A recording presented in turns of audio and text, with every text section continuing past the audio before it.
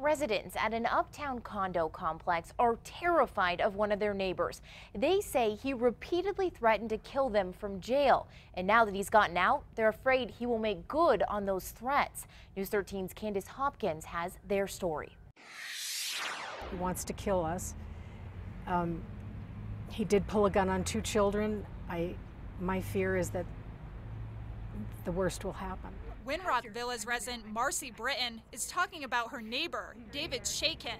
We first told you about him back in May after he repeatedly threatened to kill members of the board of directors here in unnerving letters from jail. It's disjointed language, it's swearing, it's the only reason you're alive is because it's against the law to kill you. I'm gonna take you out. It's gonna be a murder-suicide thing. Shaken has an extensive criminal history, including his arrest a year ago for aggravated assault. The complex got a 90-day restraining order, and Shaken had been sitting in jail ever since. Britton says the DA's office led her to believe he would be there for years to come. We were given assurances that there would be a plea deal and he would at least do a couple of years in jail. That's why they were shocked to find out that Shaken's case had been dismissed and he was released from jail. The DA's office says the problem was the new case management order that went into effect in February. It requires cases to be moved through the system in a timely manner. After the detective in this case failed to show up to 4 pretrial interviews, the judge dismissed the case. The DA's office says that detective was tied up covering other crimes, like the murder of bartender Stephen Garrick. Britton understands those commitments, but wishes repeat violent offenders like Shaken were taken more seriously. If he can get out, what hope is there for this state?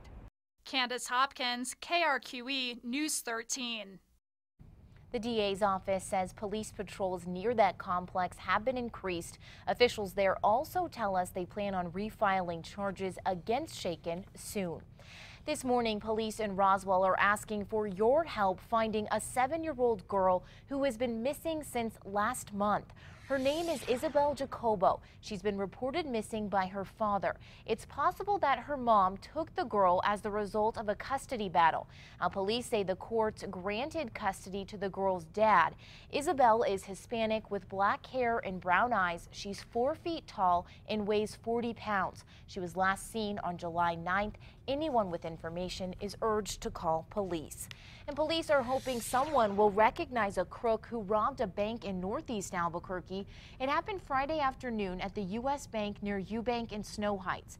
The suspect is around 30 years old and about 5'8". He wore a mask, a yellow reflective vest, and a dark-colored baseball hat.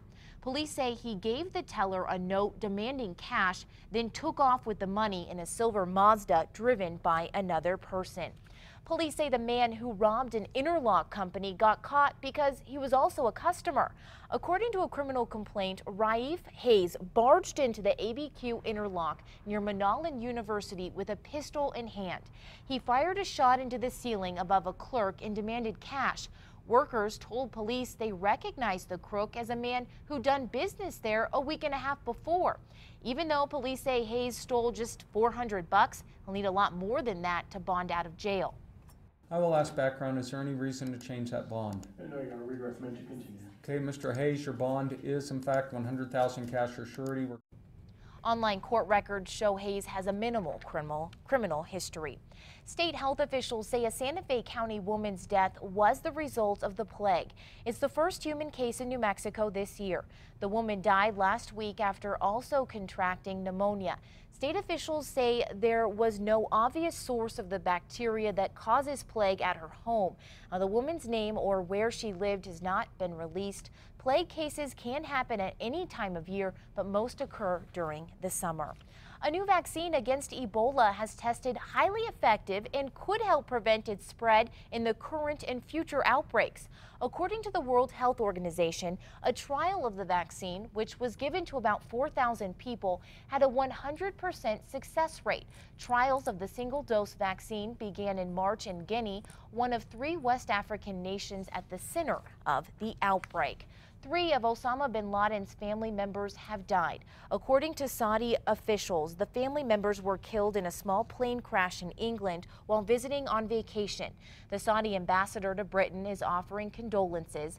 The family of the late al-Qaeda leader is large and spread out around the world, most of which have disowned him. Well, we're now seeing video from a train crash in New York that police say was caused by a teen. Surveillance cameras caught the train slamming into Union Station last month.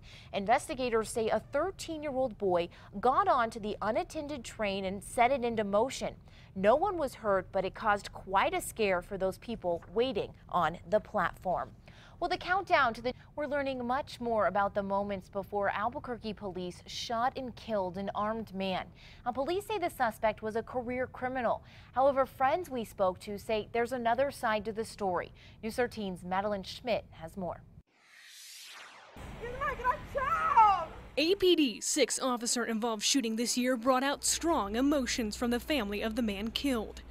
Police say 33-year-old Rafael Molina kidnapped a woman in Robinson Park. An officer followed the vehicle until other officers could arrive. They attempted to do a traffic stop on the vehicle. The woman was able to escape, but police say Molina led officers on a chase until they spun out his SUV near Edith and Garfield. After that, police say he did not listen to their commands. When the suspect exited the SUV, preliminary report again, it said he had a gun in his hand. A witness told police they saw him raise this towards officers, a loaded high-standard Sport King .22 caliber semi-automatic handgun.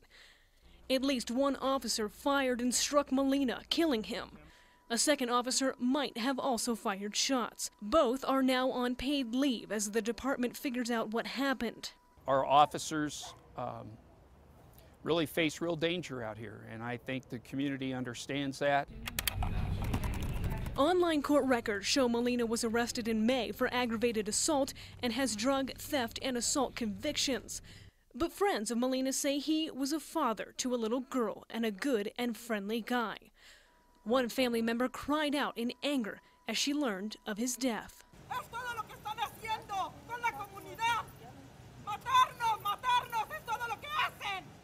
Madeline Schmidt, KRQE News 13. Police say officers were wearing body cameras at the time of the shooting. Those are now being reviewed as part of the investigation. The names of the officers involved have not been released. And we now know more about a shooting that wounded a Roswell police officer and left a suspect dead. The shooting happened Friday night just after 8:30 in the Taco Bell parking lot on North Main Street. Police say the Chavez County Metro Narcotics Task Force was assisting the FBI. According to police, officers approached 3 suspects who were in a vehicle. That's when one suspect, identified as Jeremy Hatch, fired, hitting an officer in the stomach. Multiple officers returned fire, killing Hatch. Witnesses described the scene as chaos. It sounded like at least 12 shots probably more. Oh, wow. So we all hit the deck. The other 2 suspects, identified as Joseph Ray Mendiola and Francisco Aguilar, were taken into custody. The injured officer is expected to be okay. Police are investigating a deadly shooting in southwest Albuquerque. It happened around 5:30 yesterday evening at a trailer park near Blake and Unser. Police say when they arrived to the scene, they found a man lying on the ground with a gunshot wound to the chest. The ambulance got here. They went ahead and loaded him on the gurney and took him as fast as they could to UNMH. Unfortunately, at UNMH, he passed away. Police say there is no suspect in custody, but they are interviewing witnesses in the area. The victim's name has not been released. Well, this morning, a manhunt is underway for the suspect who killed a police officer during a traffic stop in Tennessee. Police say 33-year-old Sean Bolton was shot multiple times after pulling the suspect over in Memphis. Now, he took off and Bolton was taken to the hospital where he later died. Officers say they're using all available resources to find the shooter. And crews have been working all weekend to repair the rail runner tracks before tomorrow. Flash flooding caused the rail runner to suspend service this weekend. The tracks just north of Algodones were washed out Friday night. Officials say about 100 feet of track on the bridge at Arroyo Maria Chavez was impacted. Crews will be busy bringing in boulders, gravel, dirt, anything to restabilize the ground beneath that track that was washed out by the severe flash flood. The flash flooding also postponed the Rails, Trails, and Ales Brew Tour kickoff event that was scheduled for yesterday. That event will be rescheduled. Albuquerque police say a woman is dead after being struck by a car on the west side. It happened just after 5:30 yesterday morning near Coors and Quail Road. Police say the woman was not using the crosswalk when she was hit.